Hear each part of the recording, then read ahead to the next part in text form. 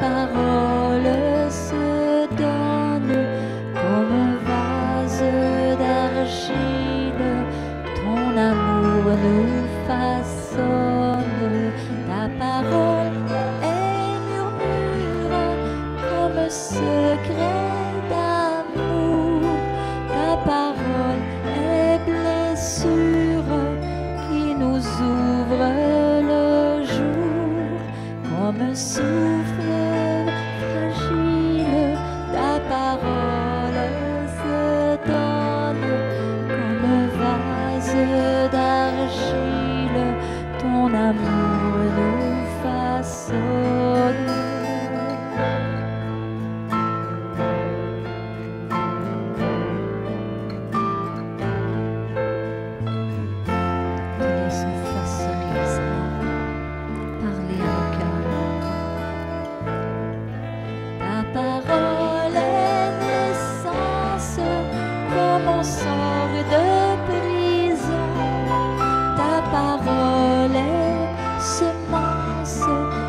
Promet la moisson comme un souffle fragile. Ta parole se donne comme un vase d'argile. Ton amour nous façonne.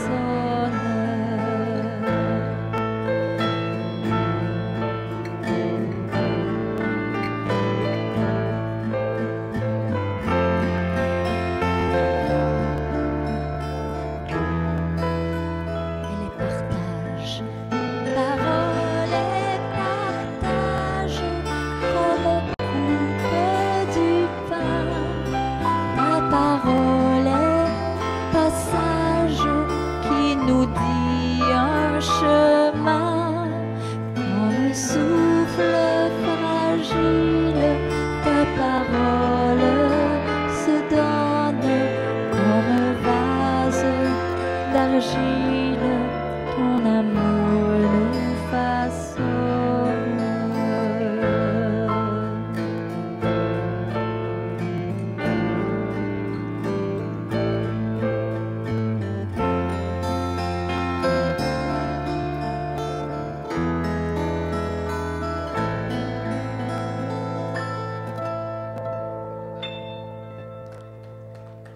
Ce soir, je voulais vous parler, c'est concernant ce qu'on vit. Comme la dernière fois, je n'avais glissé un mot, mais vu que le temps était précieux, on avait un manque de temps. Alors, je voudrais continuer dans la même pensée. C'est dans Romains 5 que je voulais vous parler. Dans Romains 5, le verset 2, je vais vous le lire dans la parole vivante, c'est plus explicite. Ça dit, oui, c'est le Christ qui nous a fait pénétrer dans le lieu où règne la bienveillance divine. Je répète, oui, c'est le Christ qui nous a fait pénétrer dans le lieu où règne la bienveillance divine. Ce soir, dans l'adoration, quand on rentre dans l'adoration, il y a un lieu très saint qu'on appelle. Et ce soir, moi, j'ai senti ce lieu très saint pendant l'adoration. Il y a des temps où quand tu adores Dieu, tu rentres vraiment dans le très saint lieu, comme faisaient les prêtres de l'Ancien Testament. Ils se prosternaient, ils se couchaient face contre terre. Et nous, on a besoin de s'humilier devant Dieu afin que lui puisse manifester sa gloire à travers nous. Et dans Romains 5, 2, il parle de ça. Il dit, je veux répéter parce que je trouve ça tellement, tellement profond. Oui, c'est le Christ qui nous a fait pénétrer dans le lieu où règne la bienveillance divine. Ça, c'est dans l'adoration où règne la bienveillance divine, où la présence de Dieu vient, touche nos vies, touche nos cœurs, change nos pensées, nous amène avec les pensées de Dieu où on connecte dans le divin. Car Dieu nous appelle à connecter dans le divin et à vivre dans le divin. Ce n'est pas toujours facile parce que la pression de ce monde nous met du stress.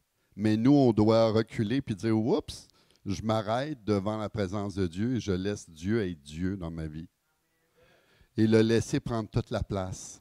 Et ça, c'est un combat, parce que le monde nous met sous pression. Et même, ça devient de l'oppression quelquefois. Et nous, on doit prendre un recul et dire, Seigneur, moi, je ne veux pas vivre ça, là, parce que tu m'as promis de vivre dans ta présence. Et c'est ça que ça explique dans Romains 5. Je vais continuer. Nous avons par lui, au moyen de la foi, un libre accès à la grâce et à la position privilégiée qui est la nôtre. Nous avons le bonheur de pouvoir dès maintenant contempler la gloire de Dieu et nous regardons vers l'avenir avec une entière confiance. Nous savons que nous serons associés à cette gloire. Notre espérance nous fait exulter de joie, car un jour, toutes les splendeurs divines seront la nôtre.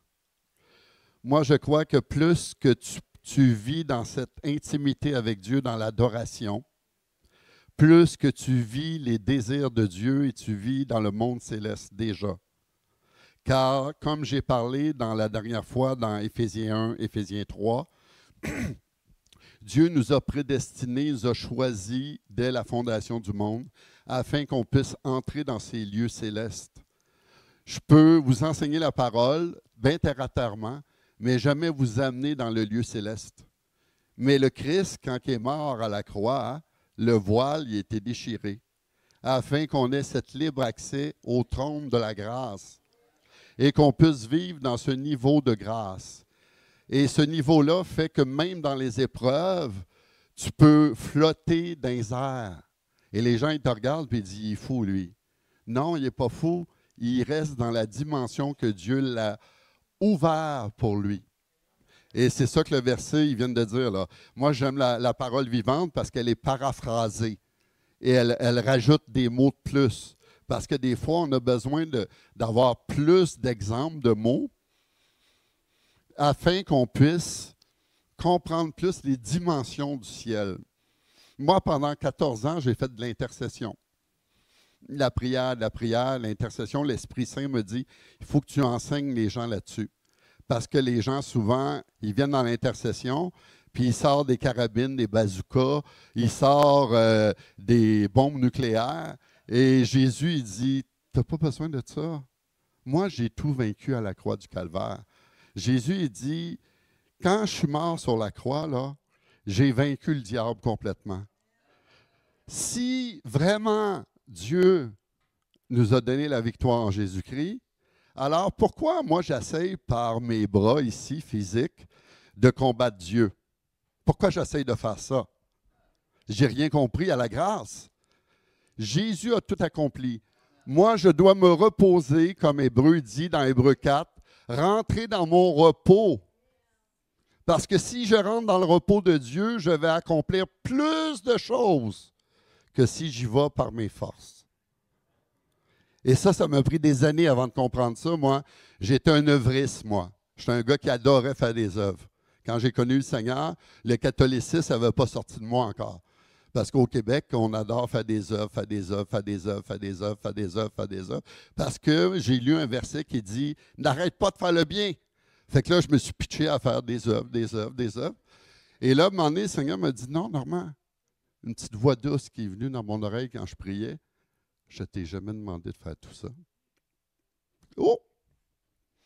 Et là, il m'a fait comprendre dans Jean 17, 16 et 17, il me dit « Normand, j'ai préparé des œuvres d'avance afin que tu n'aies qu'à les pratiquer.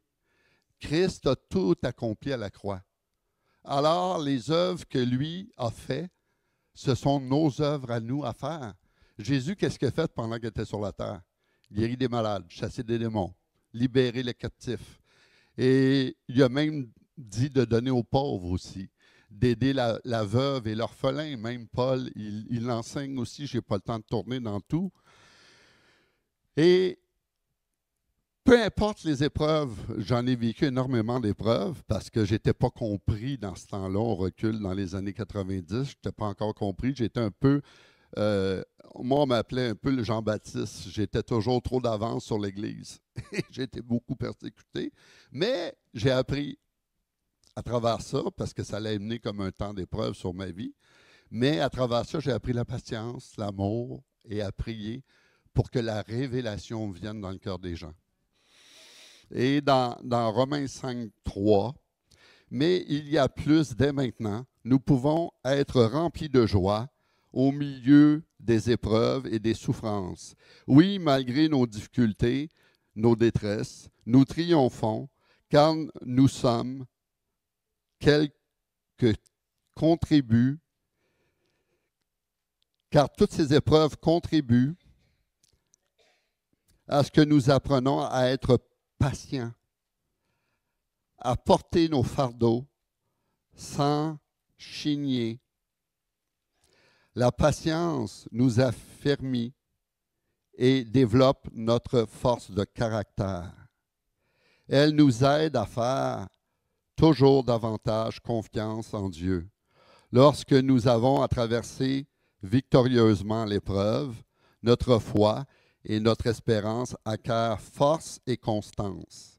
Or, l'espérance ne risque pas d'être déçue, car Dieu nous a aimés le premier. Il nous a donné son Esprit Saint qui remplit nos cœurs de son amour. Et quand Dieu te fait traverser l'épreuve et que toi, tu restes attaché à lui, Dieu te donne de plus en plus confiance en lui puisque tu vois Dieu agir. Moi, j'avais fait cette prière-là, j'ai dit, Seigneur, moi, je ne veux pas juste asseoir un livre d'études, là, la Bible. Je regardais les autres, là, puis j'ai dit, Seigneur, pourquoi toi, tu m'enseignes le contraire de toutes les autres ou ce que je vois dans les églises? Je ne comprends pas, là. C'est tout dans la tête, puis ils ne vivent rien du côté pratique de la parole. Puis la parole est pratique. La parole, Jésus, il l'a pratiquée, il l'a vécu. Il était la parole dans Jean 1. Il était devenu la parole vivante. Et moi, je crois que notre vie devrait transpirer et faire les mêmes œuvres que Jésus. Parce que c'est ça les œuvres qu'il a préparées d'avance. C'est de sauver les âmes comme Jésus a fait, de prier pour le malade, de, même si on vit des épreuves les uns les autres, de se soutenir les uns les autres par amour. C'est écrit dans Philippiens, je n'ai pas le temps de tourner, mais dans Philippiens 2, c'est écrit « Ayez les mêmes sentiments qui étaient en Christ Jésus. » Les mêmes sentiments, le même amour, la même patience, la même grâce, afin de se soutenir par la prière les uns les autres dans l'amour. Et si je fais ça, même s'il y a des temps difficiles qui vont venir, puisque la parole de Dieu est claire, ça va arriver, si mon caractère est transformé, ma patience, ma douceur, mon amour, je vais pouvoir encourager mon prochain autour de moi à marcher dans cette même révélation du Christ. Parce que c'est le Christ, dans le fond. Et Dieu nous transforme de gloire en gloire. Et l'autre chapitre que je voulais aller, c'était dans Jacques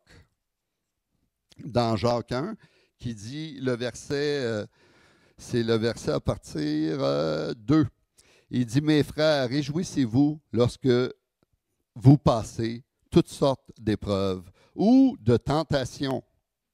Estimez-vous heureux. Elles sont pour vous l'occasion d'accéder à la joie parfaite. Vous savez bien que si votre foi est mise à l'épreuve et si elle tient bon, elle développera votre endurance.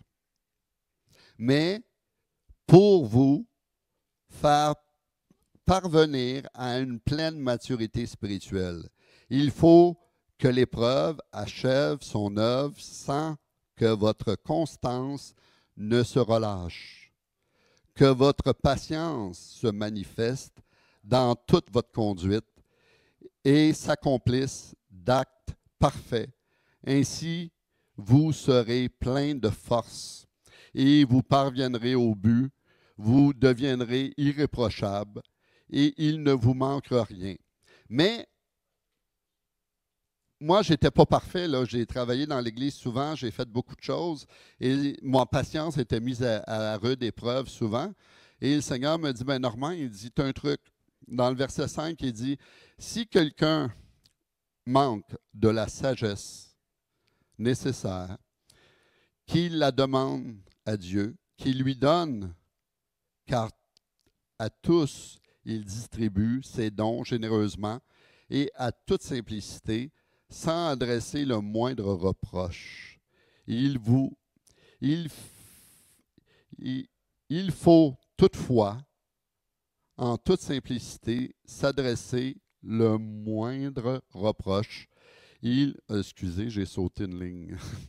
Et qu'il demande avec foi et confiance sans douter, car celui qui hésite est semblable aux vagues de la mer et agité et ballotté par le vent. Merci Seigneur. Puis aussi, c'est vrai, j'ai oublié tantôt parce qu'on était pris par le temps, mais le Seigneur, je suis sûr qu'il a déjà guéri des gens qui avaient mal dans le côté du bras ici, là, dans le côté ici. Là. Seigneur guérit des gens. Tu peux être même chez toi et Jésus veut te guérir. Et un autre, c'est dans le mollet ici en bas gauche. Un autre, c'est en avant ici de la jambe droite. Un autre, c'est dans le dos. Tu as une douleur dans le dos qui te fait mal et le Seigneur te guérit. Reçois ta guérison. Parce que la parole de Dieu, c'est écrit, Dieu a envoyé sa parole et il les guérit. C'est notre foi qui saisissons ce que Dieu nous donne. Je le saisis par la foi. Et la foi, c'est tangible, c'est concret. Si le Seigneur donne des paroles de connaissance, c'est pour guérir. Dieu se manifeste, Dieu montre son amour pour nous, il manifeste par des paroles, des guérisons. Il y en a d'autres que j'ai reçues, mais je ne les ai pas toutes écrites, j'en avais eu plusieurs. Mais le Seigneur va vous toucher. Peu importe là où que vous avez mal, demandez, Seigneur, je veux saisir cette grâce qui est ici ce soir. Moi, je ressens vraiment un feu ici ce soir et le Seigneur veut vous toucher, le Seigneur veut vous guérir. Alors, recevez cette guérison présentement. Amen. Et l'autre partie que le Seigneur m'a mis à cœur de vous parler, c'était sur de persévérer dans les épreuves. Parce que lorsqu'on traverse les épreuves et qu'on est vu comme des fous, parce que souvent, François d'Assise était vu comme un fou, il y a plein de saints dans l'Église catholique qui ont été vus comme des fous, parce que c'est des gens qui avaient un amour pour Dieu. Aussitôt que tu tombes en amour, qu'est-ce qui se produit dans ta vie? Tu deviens un peu fou. Tu sais, ma femme m'aime, l'homme il aime sa femme, il donne des fleurs, il est prêt à faire n'importe quoi. Mais dans le fond, l'amour qu'on a pour Dieu, c'est la même chose. C'est la même symbolique, c'est comme un mariage. Alors, Dieu nous appelle à être des fous de lui et devenir des disciples. Et des disciples, c'est que ça médite la parole à chaque jour. Et l'Esprit de Dieu va t'inspirer même les versets à méditer pour ton besoin. Parce que Dieu nous aime. Dieu est un Père.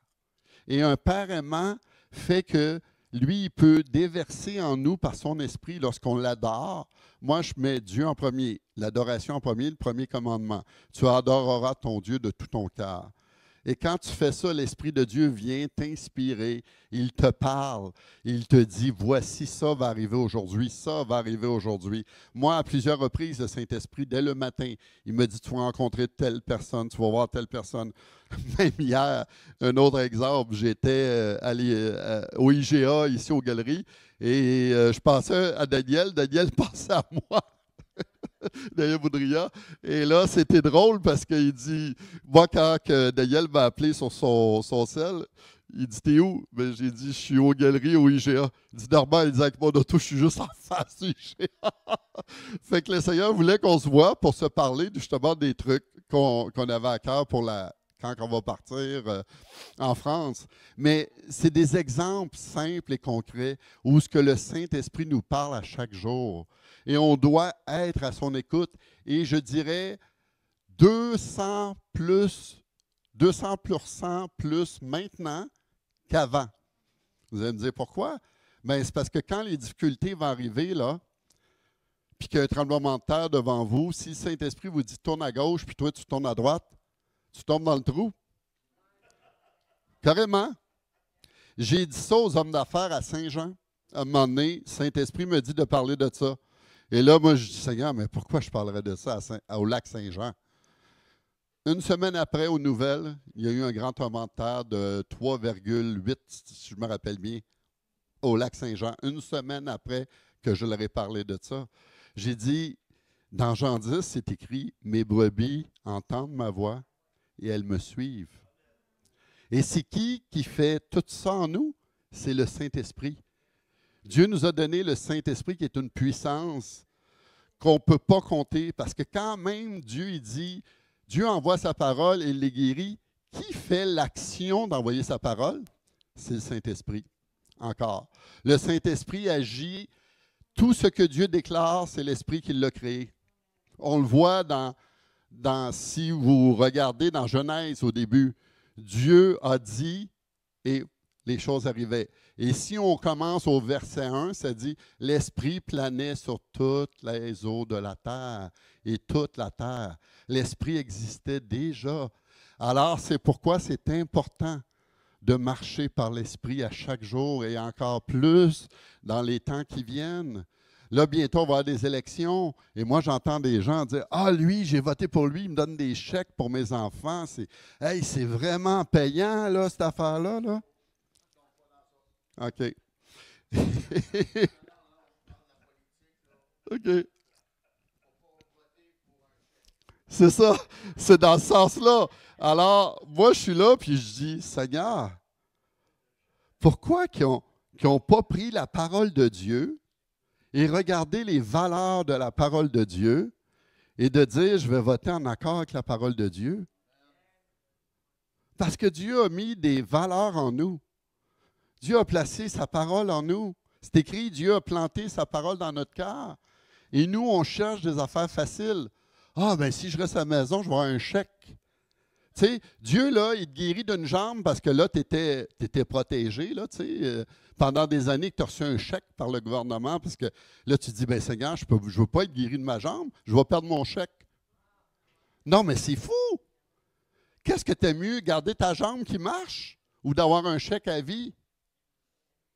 Tu sais, Jésus, quand il est venu, il guérissait les malades, il chassait les démons. Et il n'a pas demandé de dire, OK, toi, je pense que tu t'attends un chèque. Non. Dans ce temps-là, il n'y en avait pas. Aujourd'hui, on veut tellement tout faire pour l'être humain, on ne veut pas que l'être humain se développe. On fait le contraire. On veut tout lui donner rôti dans le bec, mais on ne veut pas que l'être humain fasse rien d'effort. Mais ça ne marche pas de même.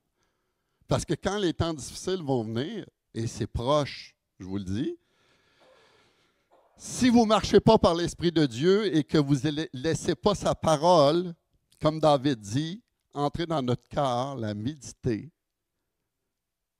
parce qu'à un moment donné, ça se peut qu'on se fasse voler les Écritures. C'est possible.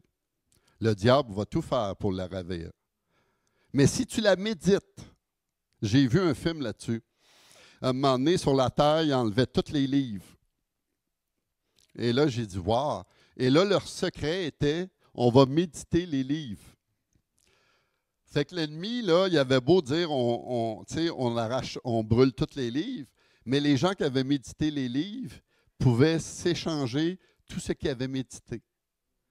Et moi, je crois que l'important, c'est de la méditer, la parole, la laisser couler dans notre cœur, afin que les gens me demandent souvent, même en France où ce qu'on était, ils disaient, mais comment est-ce que vous marchez dans cette onction de guérison? J'ai dit, c'est très simple. Tu médites la parole et tu cherches à être rempli continuellement du Saint-Esprit. Si tu médites la parole et tu mets les deux ensemble, il va y avoir une puissance qui va se dégager en vous. Et Dieu nous appelle tous à marcher dans son onction parce que la maturité chrétienne, c'est d'être à l'image de Christ et de faire les œuvres du Christ. Alors, le Seigneur nous appelle tous différemment. Chacun est différent. Chacun, Dieu a donné une onction différente. Paul le dit dans 1 Corinthiens 12. À chacun est donné. Et on n'a pas non plus à se jalouser les uns les autres. Parce que c'est tellement une bénédiction quand mon frère apporte quelque chose de différent que moi, l'autre apporte quelque chose de différent que moi, Linda apporte quelque chose de différent que moi, Daniel apporte une chose différente, notre frère qui vient d'Algérie qui apporte quelque chose de différent. Moi, je trouve que c'est le Christ. Je vois toute la couleur du Christ dans chacun. Je vois le Christ dans chaque personne, une partie du Christ dans chacun des gens. Et c'est ça que Paul dit à un moment donné à l'église de Corinthe. Il dit, ne faites aucune jalousie, ne faites aucun parti pris, parce que chacun apporte quelque chose au corps de Christ. Et c'est dans l'unité ensemble, lorsqu'on comprend l'importance de l'unité, là, comme là, regardez l'exemple, là, j'ai eu le temps de regarder un petit peu de nouvelles aujourd'hui vers qu'est-ce qui se produit dans le monde. Et quand ils se mettent ensemble, là, ils font front commun. Mais imaginez-vous dans le monde spirituel, si tu fais front commun avec ton frère, ta soeur, hey, l'ennemi, là, il est bloqué, là. Tu sais, comme on a mis l'exemple de Nancy, là, c'est un acte prophétique qu'elle a fait. Elle dit, prenez-vous la main. Quand tu prends la main, là, qui peut passer entre? Personne. Parce qu'on est tous unis. Lorsqu'on est unis ensemble d'un même cœur, d'un même esprit, l'ennemi ne peut pas rentrer. Parce que je prie pour toi, toi tu pries pour moi, vice-versa, continuellement, et on se soutient. C'est ça l'amour de Christ. C'est ça l'accomplissement de la loi. Parce que si j'aime mon prochain, je vais prier pour lui. Quand j'aime mon prochain. Et le Seigneur nous appelle à prier les uns pour les autres, à s'encourager, à bénir notre prochain. La personne a des difficultés financières, je vais te bénir, je vais prier aussi que tu prospères, que le Seigneur t'ouvre des portes. Ça, c'est l'amour véritable. Si j'ai l'amour dans mon cœur, je vais prier pour que tu prospères. Que tu sois plus riche que moi je m'en balance. Parce que l'important, c'est Christ en toi. C'est le Christ en toi. Et si toi, tu deviens millionnaire, ben, tu vas pouvoir donner au corps de Christ, tu vas pouvoir aider ton prochain, tu vas savoir que c'est par grâce que tu l'as reçu. Alors, si c'est par grâce que je l'ai reçu, pourquoi je le garderais pour moi-même? C'est que je n'ai pas compris quelque chose par rapport à la parole. Parce que la parole veut que je sois généreux. C'est écrit noir sur blanc. Soyons des personnes généreuses. Moi, j'ai aidé des gens dans toutes les misères du monde et la personne me disait, j'ai pas mon argent de loyer normand puis je ne pourrai pas le payer. J'ai prié pour la personne. J'ai dit, Seigneur, fait 3 mois, là, je soutiens cette personne-là puis le loyer est assez cher. Fait que là, j'ai dit, Seigneur, fais un miracle. Et à chaque fois que je donnais, j'avais des contrats qui étaient multipliés par 5 du montant que j'avais envoyé. Parce qu'avant de faire ça, j'ai prié. J'ai dit, Seigneur, est-ce que je dois aider cette personne-là? Est-ce qu'elle est sincère? Et le Saint-Esprit me dit, oui, tu vas le voir parce que tu vas voir le fruit, ça va te rapporter au centuple. Dieu nous bénit au centuple. Mais il faut toujours prier. Souvent, on essaye dans l'Église de conformiser, uniformiser tout le monde, et ce n'est pas comme ça que ça marche. Jésus, il nous parle à chacun. Et Jésus te dit à chacun, toi, c'est ça ton travail. Toi, c'est ça ton travail. Toi, tu es né pour être un évangéliste. Toi, tu es né pour être un missionnaire. Toi, tu es né pour être... On le voit dans le corps de Christ. Alors, on ne peut pas uniformiser les gens. On doit laisser l'Esprit de Dieu leur parler, les enseigner, les éduquer, leur montrer la voie où qu'ils doivent suivre. Moi, le Seigneur, très jeune, j'avais 14 ans quand j'ai donné ma vie à Jésus, j'ai dit, Seigneur, je sais que je t'appelais à marcher dans les dons spirituels, dans la puissance des dons, et ce n'est pas de la faute de mon premier pasteur, c'est un enseignant. C'était juste ça qu'il faisait, enseigner. Fait que j'ai compris, le Seigneur me dit, tu vas aller dans une autre église, le vendredi soir, il donne des cours sur les dons. Et le Saint-Esprit m'a dirigé là. J'ai été suivre des cours et je suis revenu, j'étais rempli des dons à un moment donné. Et quand mon pasteur a vécu quelque chose de difficile, le Saint-Esprit m'a donné une parole pour lui. Et la parole, moi, j'ai dit, Seigneur, j'ai dit, j'y vais craindre tremblement, c'est le pasteur, tu sais. Alors là, je donne la parole et j'ai dit, tu as perdu 50 membres de ton église, hein? Mais le Seigneur me dit qu'il va t'en donner 50 autres à cause d'une autre église qui va fermer ses portes et le Seigneur va rajouter. Et les finances, tu n'auras pas de soucis avec ça. Ça va être fini, tes soucis. Et moi, j'ai dit, Seigneur, qu'est-ce que j'ai dit là comme parole? Ça n'a pas d'allure, là, tu sais. Après ça, tu as peur, là, tu sais. Tu dis, Seigneur, ça va s'accomplir. J'ai prié. Seigneur, j'espère que c'était vraiment toi qui me parlais. Mais une semaine après, il dit, Normand, je veux te voir. OK. Il dit, tu sais, la parole que tu m'as donnée, là? Il dit, j'ai eu un appel. Puis d'un pasteur qui dit que lui, il ne pouvait plus continuer son église. Fait que 2 semaines après, il y avait 50 membres de plus dans l'église. Fait que c'est ça, marcher par l'esprit, la Bible dit, c'est de vraiment écouter la voix de Dieu parce que tu vas être une source de bénédiction. Tu vas être une source d'amour, de grâce, de tendresse, d'encouragement, d'humilité, de douceur, parce que ça fait partie de l'image de Christ en nous. Et Dieu va toujours intervenir, toujours. J'en ai plein d'exemples que je pourrais vous conter. Là. J'en ai tellement vécu des choses comme ça, où ce que j'ai soutenu des gens. Et quand j'ai soutenu, Saint-Esprit me dit, tu vas soutenir une veuve. Mais cette veuve-là, à un moment donné, j'ai prié pour elle. Elle s'est trouvée un emploi. Mais c'est écrit dans la parole, Paul a aidé les veuves.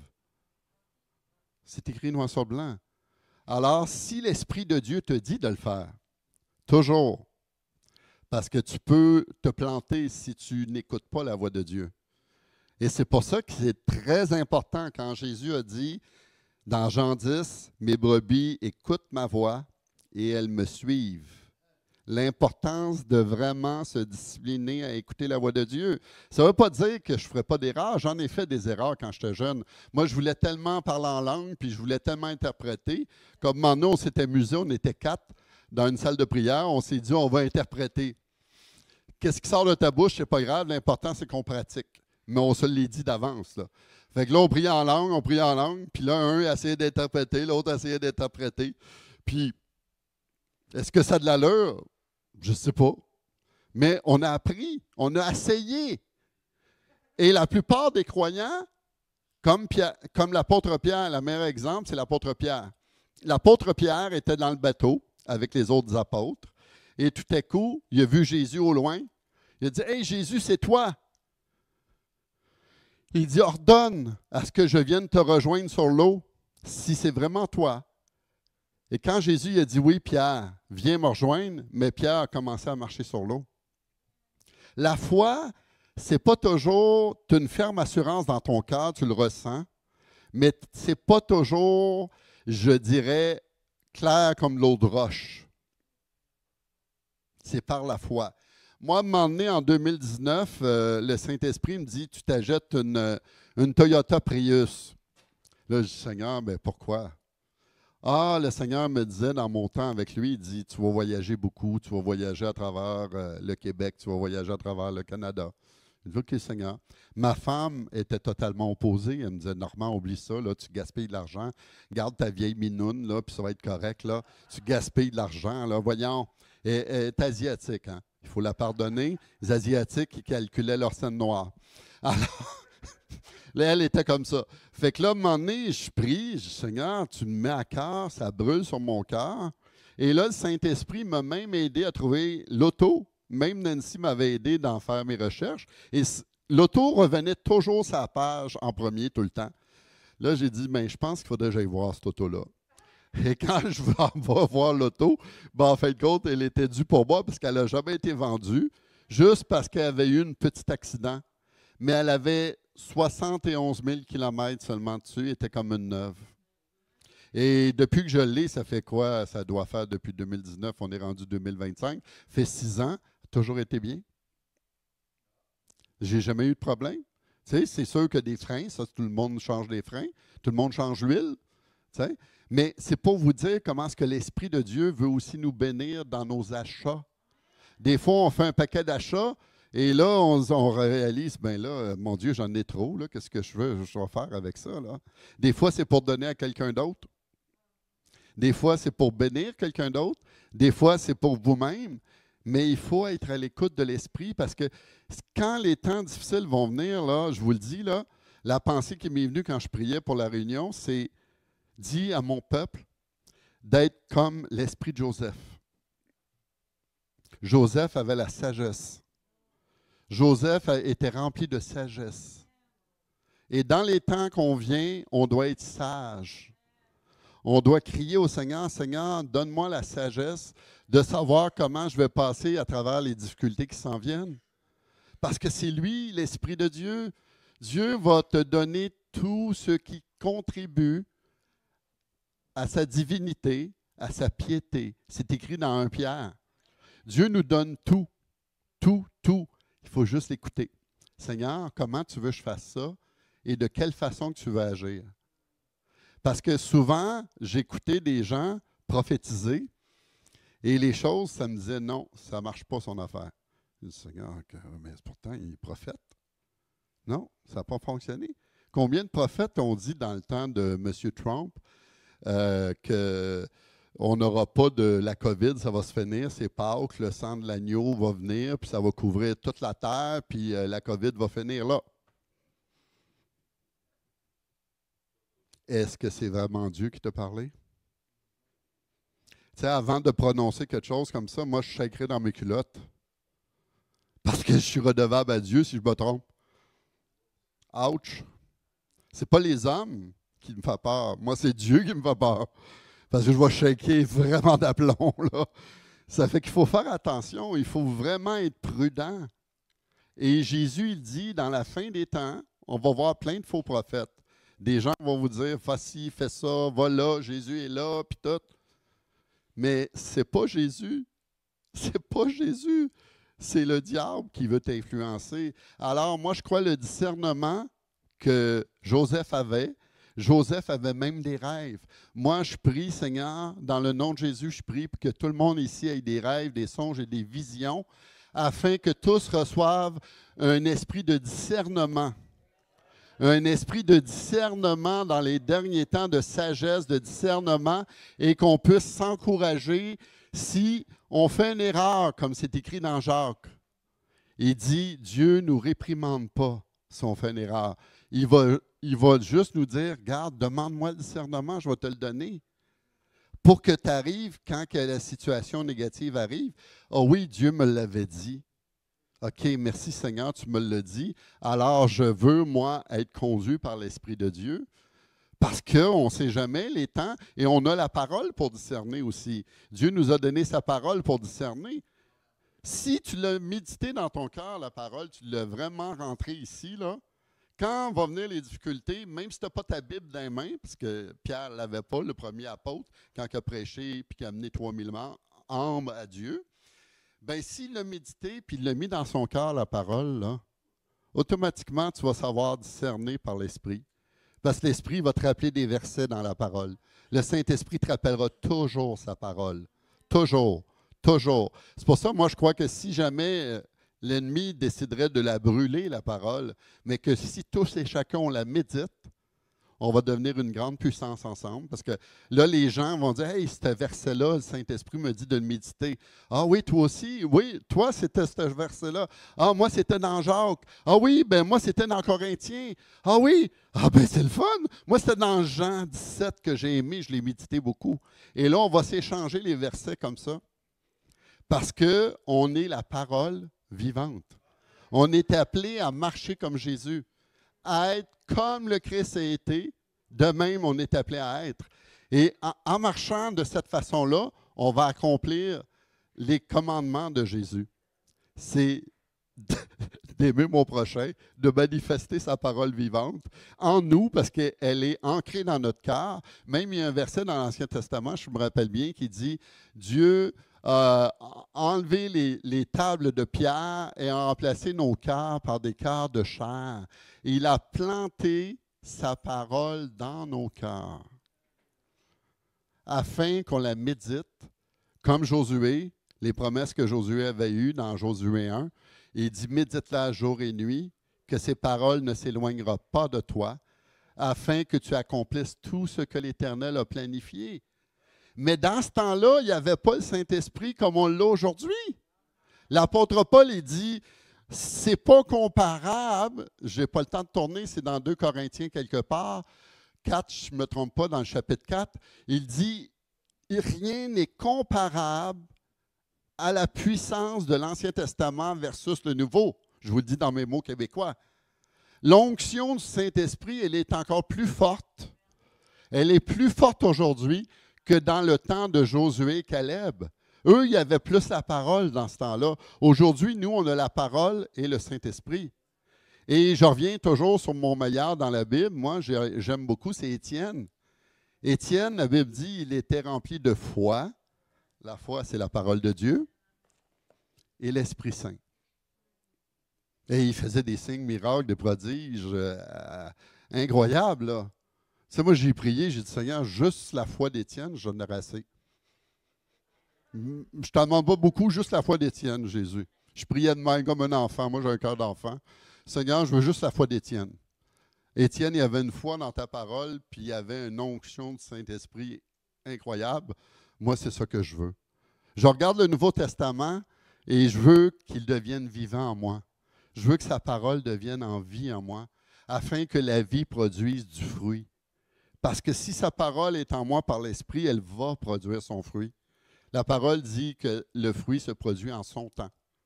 Et Dieu fait toutes choses parfaites en son temps. Et le fruit que Dieu cultive en méditant la parole en nous va faire que par l'Esprit de Dieu, quand c'est le temps, il va l'utiliser. Alors, soyez bénis. C'était ce que j'avais à cœur de vous partager. Et c'est ça, c'est gloire à Dieu. Mais je ne sais pas si Nancy elle pourrait prendre un petit peu de temps pour chanter le dernier chant qu'elle n'a pas pu chanter. Amen. Parce que c'est sur l'importance de l'adorer dans votre chambre, dans votre... Moi, là, ça m'arrive de soit je m'étends sur le divan, j'adore Dieu en esprit, en vérité, j'ai la parole à côté de moi toujours. J'ai plusieurs versions. Alors, j'ai plusieurs Bibles autour de moi. Et quand le Saint-Esprit me dit, Normand, là, tu vas lire tel verset, tel endroit, je commence à lire. Et là, le Saint-Esprit me parle sur le verset. Et là, mon cœur brûle. Parce que c'est l'Esprit de Dieu qui te parle sur le verset. Et Dieu nous appelle tous à ça. Ça fait que je vais laisser Nancy, puis si jamais le Saint-Esprit me donne d'autres paroles après son chant, je vais les donner. Ou s'il y en a d'autres qui ont des paroles de connaissance à donner. Amen. Merci beaucoup les techniciens, Claude, Dame Linda, Madame Manon. Merci pour votre fidèle service, d'être à notre service. Ça, c'est le cœur de Jésus. Merci.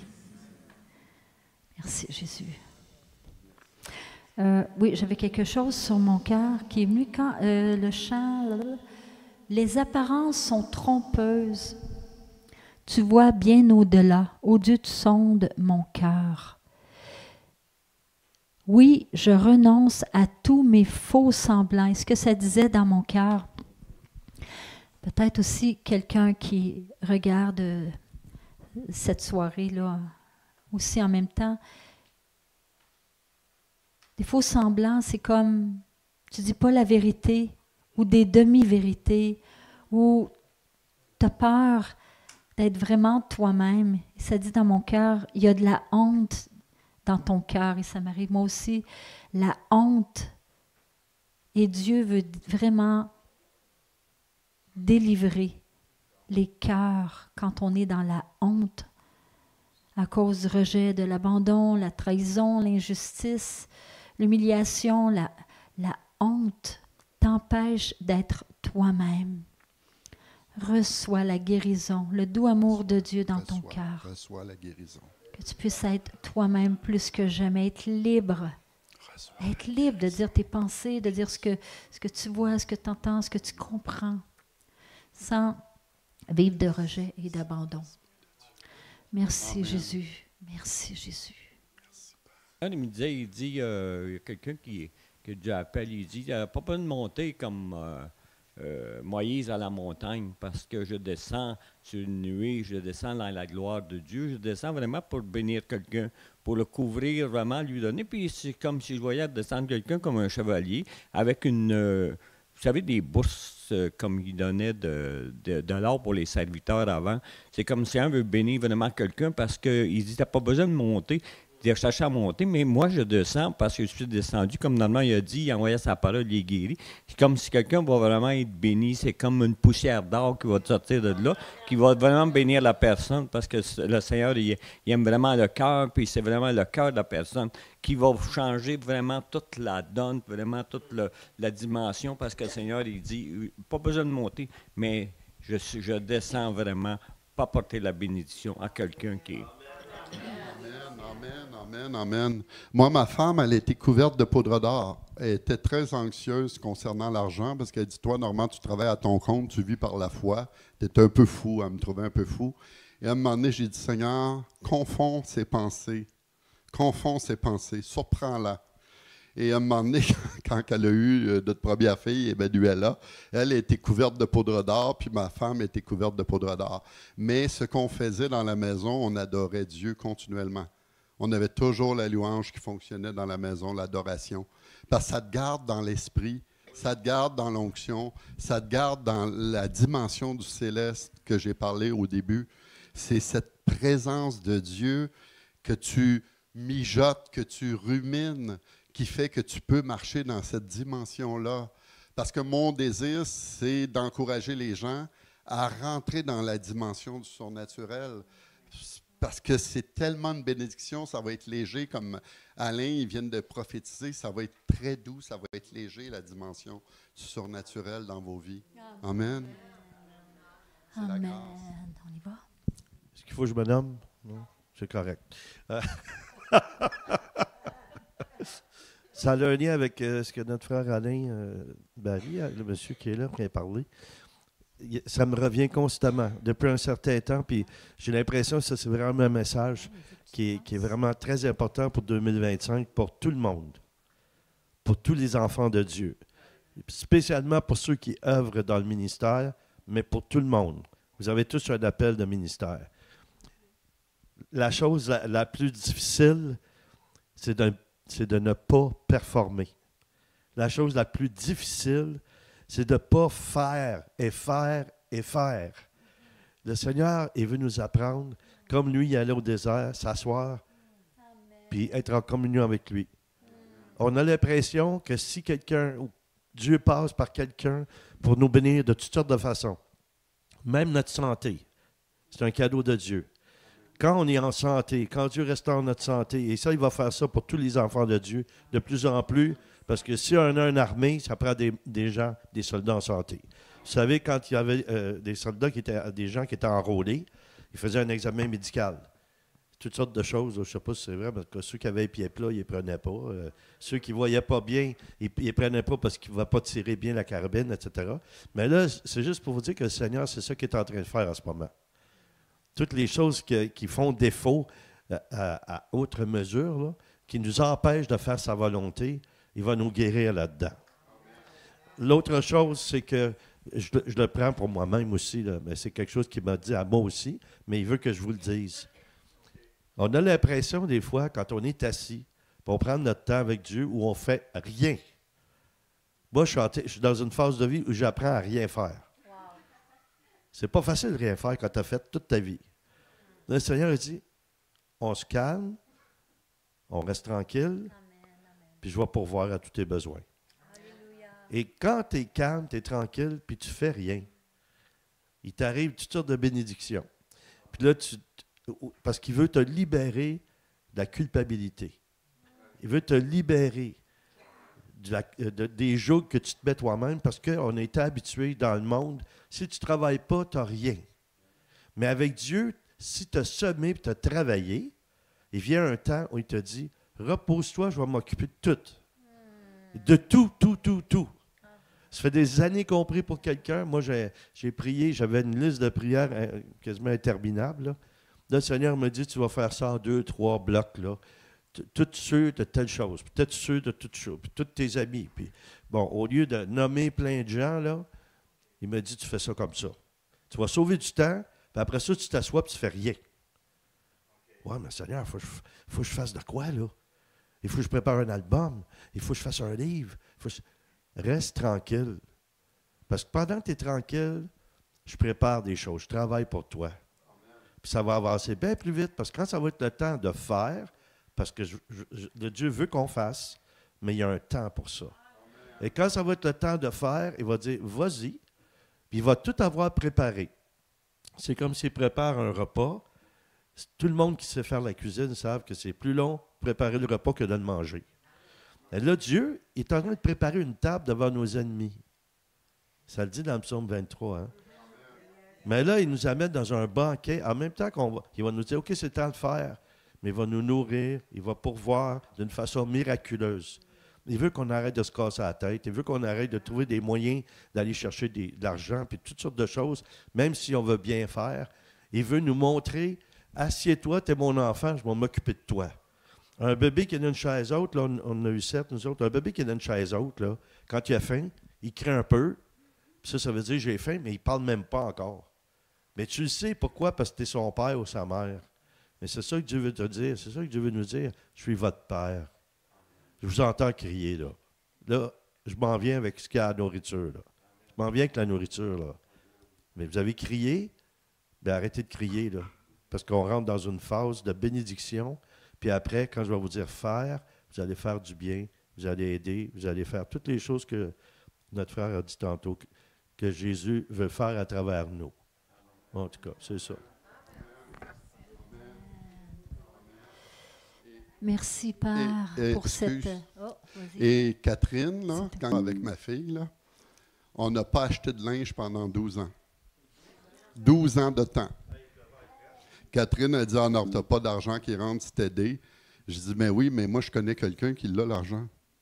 C'est le Seigneur. » Puis elle recevait des poches de linge, des poches de linge. Elle me disait, Normand, elle dit, « Ça serait le fun d'avoir une jupe noire, en velours. » Elle me décrivait qu'est-ce qu'elle voulait, là. Et la robe rouge en haut. Puis des mocassins à 150 $, que dans ce temps-là, nous, on n'avait pas les moyens. Fait que là, même pas 24 heures après, ça sonne à la porte, 2 gros sacs. On regarde dans les sacs, c'est exactement ce que ma femme avait décrit. C'est fort, là, le miraculeux, c'est très fort. Et moi, je crois qu'on va vivre de plus en plus du miraculeux. Plus qu'on s'attend au Seigneur, plus que lui va faire des choses grandes. Et il dit dans le psaume 119, si je ne me trompe pas, il dit « Parce qu'il m'aime ». C'est la condition. « Parce qu'il m'aime, je le délivrerai ». Et Dieu va vous nous bénir. Peu importe les épreuves qu'on va vivre, qui s'en viennent, parce que même dans les actes, si vous méditez les actes, vous voyez qu'à chaque fois qu'il y a eu des signes, miracles, prodiges, il y a eu aussi des temps d'épreuve. Ça va ensemble. Mais on voit que Dieu se glorifiait toujours. Peu importe la circonstance, Dieu agissait toujours. Amen. Amen. Amen.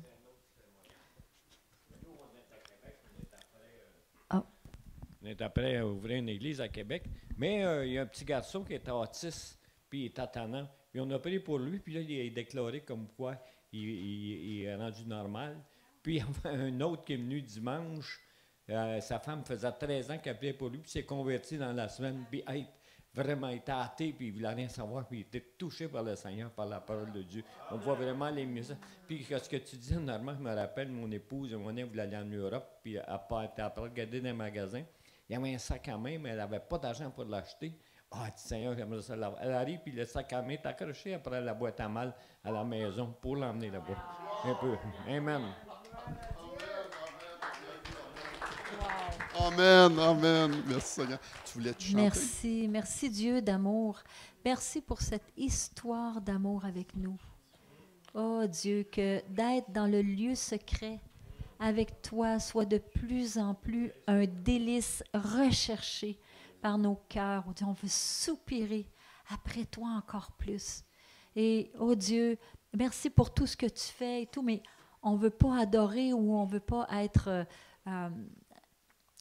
c'est pas concernant ta main qui donne, mais Seigneur, on veut t'aimer pour qui tu es, toi, pour ton cœur, un cœur à cœur avec toi.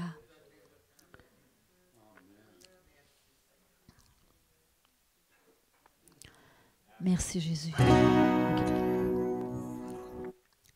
Je voulais avoir la tonalité. Merci. Le chant terminé, le rideau tombé, je viens simplement porter mon offrande,